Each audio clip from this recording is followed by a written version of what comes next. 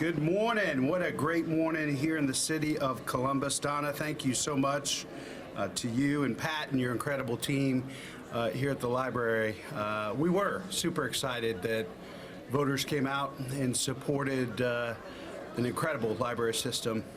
And we're going to talk a little bit later in this budget announcement about some of the great ideas we've taken from you, borrowed from you about equity-based budgeting and some of the great work that you're doing in neighborhoods throughout our city. So thank you to Director Owens and the Department of Finance and Management, to all of our departments and staff.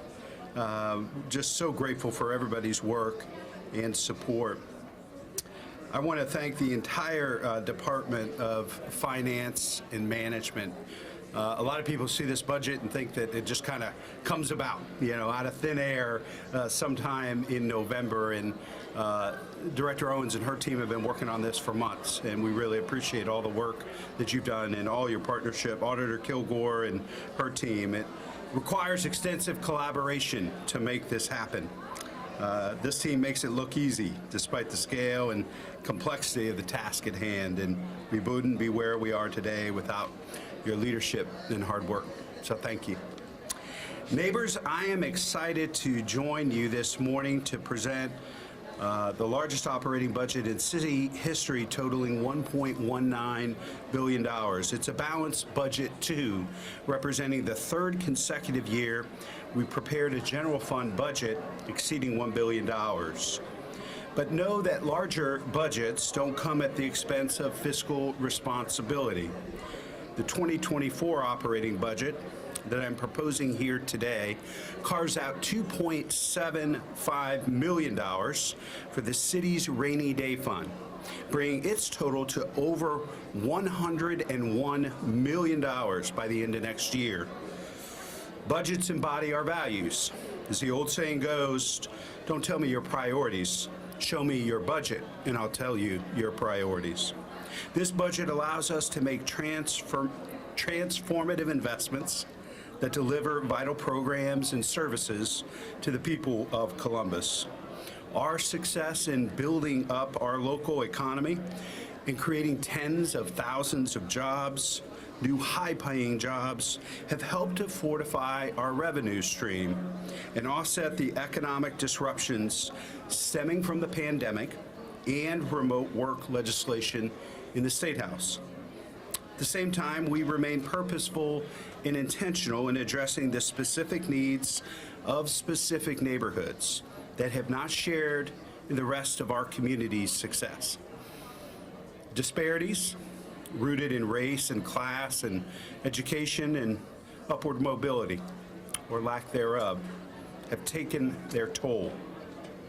Their legacies are far too often inherited and perpetuated, with social forces and global events serving as catalysts that extend and intensify their harmful effects.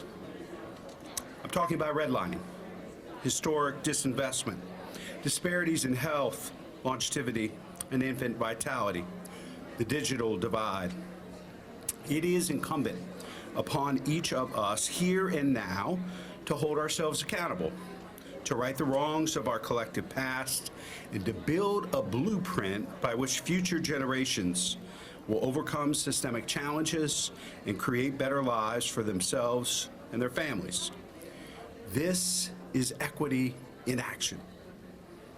I want Columbus to become the safest big city in America. But first, we must continue to equip our first responders with the tools and resources they need to do their jobs, protect our families, keep our city safe. 63% of this budget, or $753 million, is specifically dedicated to improving neighborhood safety. This includes almost $12 million for 3 new police and fire recruit classes, which will add up to 150 new officers and 10 lateral transfers to the Division of Police, along with 150 new firefighters to the Division of Fire. In fact, by the end of next year, we expect to have more police officers in the city of Columbus than we've ever had before in city history. That's truly incredible progress as you look nationally at the challenges cities have hired in hiring new police officers.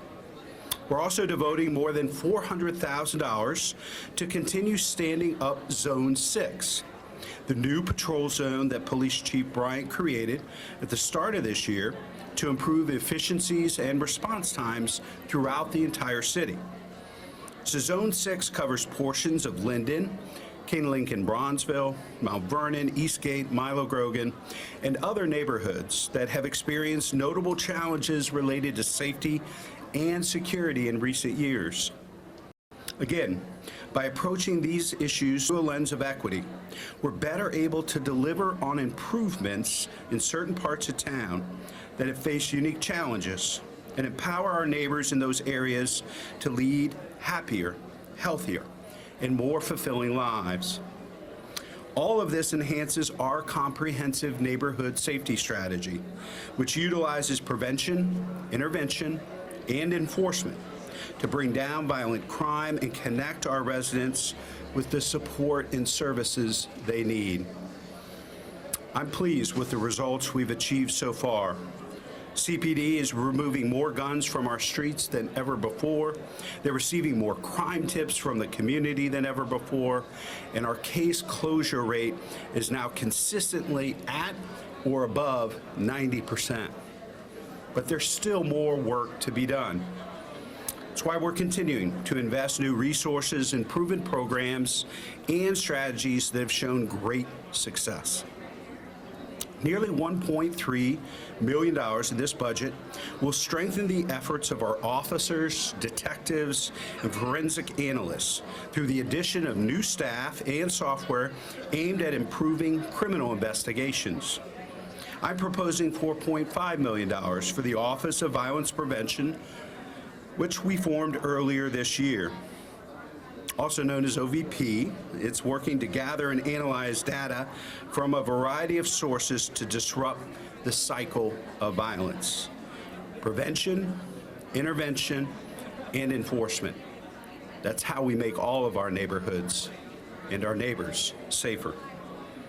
We're allocating a total of $2.5 million to bolster the Right Response Unit with additional staff and technology. This overall investment will expand our capacity to properly handle and redirect calls for service that do not require a police presence, connecting residents with the mental health and social services that are best suited to address their particular situations, while freeing up our officers to focus their efforts on reducing violent crime in neighborhoods. And we've earmarked $21 million in this budget for programming to keep our young people safe, active, and engaged, steering them toward productive activities like camps, classes, internships, and after-school programming. But we aren't just committed to making Columbus neighborhoods safer. We're also committed to making them more affordable.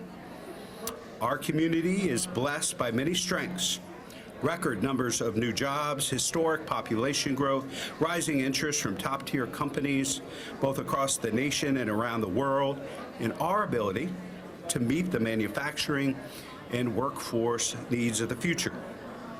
But we just don't want to grow for the sake of growth. We want to grow equitably. We don't just want to be bigger. We want to be better. Housing is one of the central issues of our time. While our city and our region continue to grow at an impressive pace, the construction of new housing has not kept up with demand.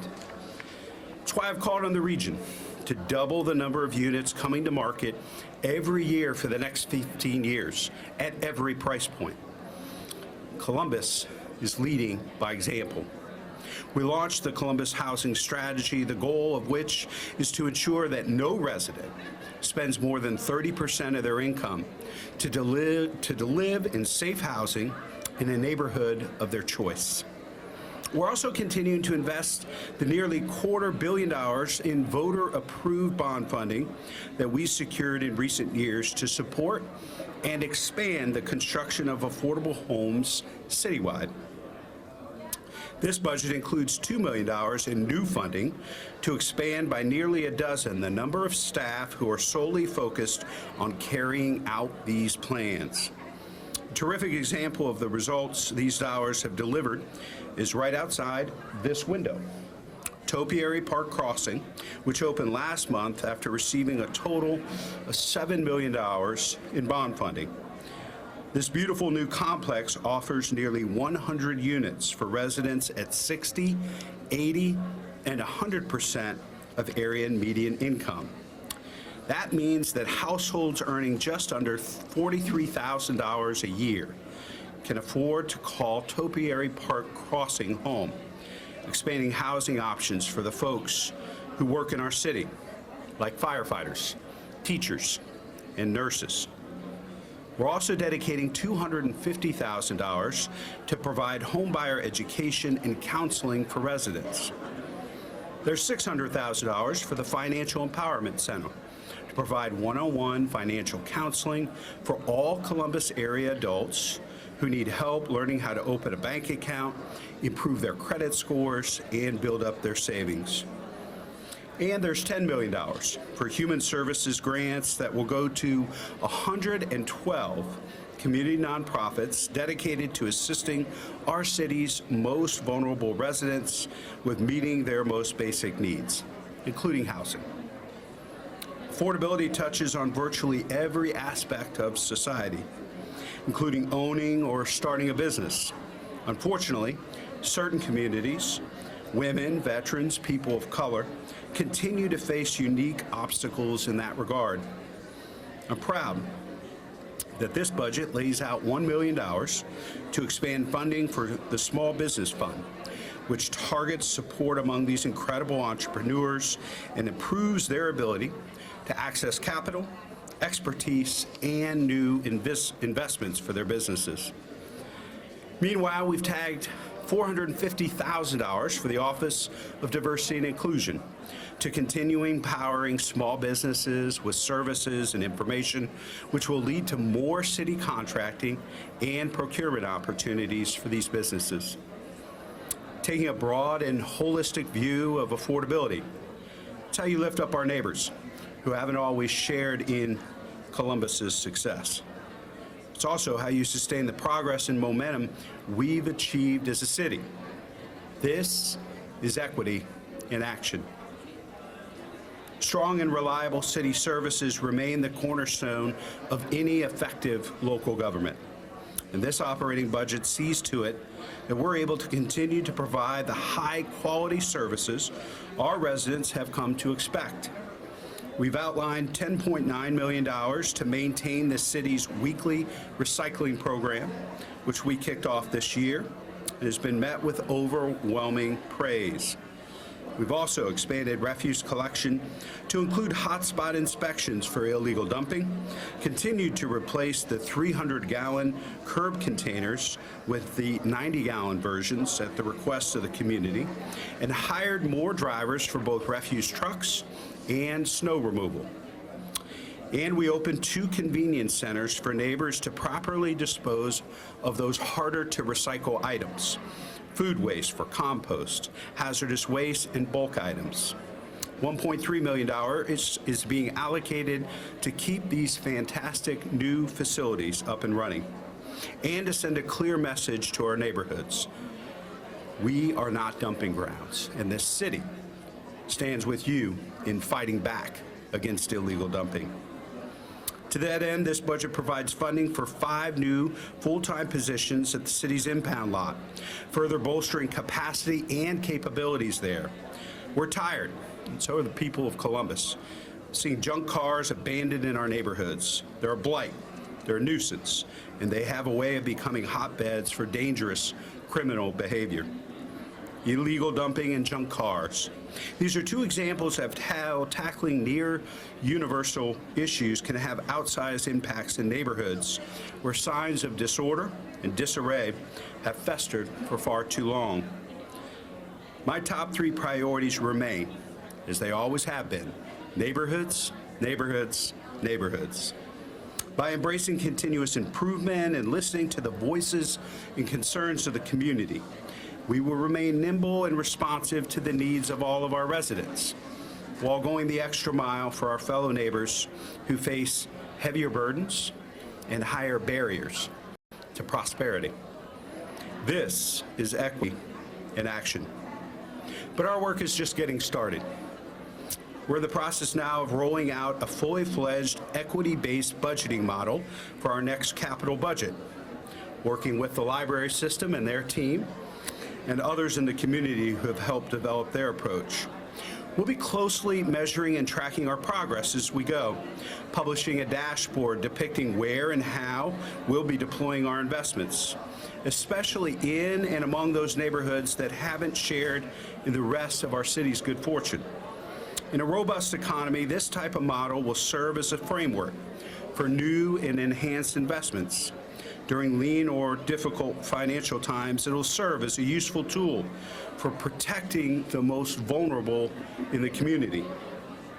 We've been through a lot of these the last few years, so much that has come our way. The recommendations of the Recovery and Resiliency Advisory Committee have been critical in guiding us as we build a recovery that is more dynamic and inclusive than the one we experienced coming out of the Great Recession. As many of you know, there are folks that lost a great deal during the Great Recession, and they had finally recovered and gotten back to where they were when the pandemic happened. And now they're back at least 15 years in savings and financial security, in ownership, in power. We wanted to take a different approach. And that's why the Recovery and Resiliency Advisory Committee was so important. So whether it was our ARPA dollars, our CARES dollars, additional investments we made with the budget, it has all been through that lens of equity to make sure that this recovery included everybody. My equity agenda, Opportunity Rising, will also continue to serve as our North Star as we move this work forward. We have a special obligation to do all that we can to lift up our neighbors who have been hit hardest by the inequities and injustices in our society. And by embracing equity-based budgets as our new template for all future budgets, we will more fully and fairly elevate our community's greatest assets, our people, and the neighborhoods they call home. Thank you all for joining us here this morning. Thanks again to the library and the finance and budget team for all of your hard work and all of our departments. Really excited about the proposed budget we're sharing this morning, and would be happy to take any questions from the press about the budget. Mayor, are these 3 additional classes for both police and fire permanent, or is it just for this budget year? Are these 3 additional classes for both police and fire permanent, or is it just for this budget year? Are we going to set the number of classes additional for every year moving forward, or just this year? I think we do budgets 1 year at a time, and it's based on revenue available that's made to us by the auditor. So it's just for this year. But if you look at the last several years, we've been very consistent that investing in more officers and firefighters is critical. I think we already have more firefighters than we've ever had before in the city's history. And by the end of next year, we'll have more officers. You added an additional class, 2 years ago? So that's why I'm wondering if there's a continued promise from you for the city to have those additional classes moving forward every year. We're committed to having as many police and fire classes as we can afford every year into the future, as long as I'm the mayor.